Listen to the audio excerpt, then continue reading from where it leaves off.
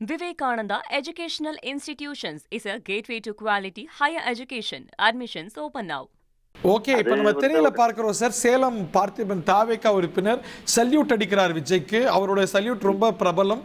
விஜய் ஒரு நிகழ்ச்சிக்கு வந்தபோது கூட மீண்டும் மீண்டும் சல்யூட் அடிச்சிருக்கிறாரு. எப்படி விஎஸ் பாபு திரு ஸ்டாலினுடைய கையசைவை திருப்பியும் செஞ்சுட்டு இருக்கிறாரோ, நல்லவேளை அவையில செய்யல, கட்டி அணைத்தார் விஜய் அவர்களை. சல்யூட் பார்த்திபன் அவர்கள் மீண்டும் சல்யூட் அடிக்கிறார் தமிழக வெற்றி கழக தலைவருக்கு மட்டுமில்லை, முதலமைச்சர் விஜய்க்கு. விஜய் அவர்களும் அதை ஆமோதித்ததை பார்க்குறோம். இப்படி நிறைய சுவாரஸ்யங்களை பார்த்துட்டு இருக்கோம் ஜீவா சார். ஒரு சிறிய இடைவெளிக்கான தருணம்னு நினைக்கிறேன். தேங்க்யூ ஜீவா சார், உங்களுடைய கருத்துக்களை பதிவு செய்தமைக்கு.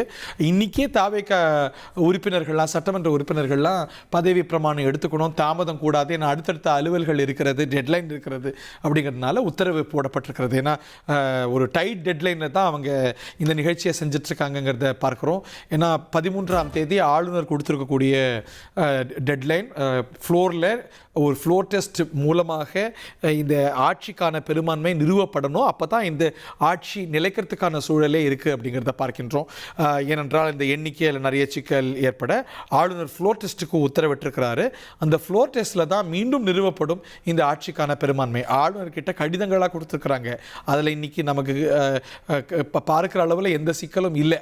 ஆனால் வித்தவுட் ஆம்பிகுவிட்டி, மக்கள் மத்தியில் இந்த பெரும்பான்மைக்கு எந்த சிக்கலும் இருக்கக்கூடாதுங்கிறதுனால ஓகே, நம்ம பார்க்கிறோம். சட்டப்பேரவை நிகழ்ச்சி நிரல்கள், இன்னைக்கு கூடப்பட்ட சட்டப்பேரவை நிகழ்ச்சி நிரல்கள் நிறைவை பெற்றிருக்கிறதாகவும் நாம் அறிகின்றோம். Vivekananda Educational Institutions is a gateway to quality higher education. Admissions open now.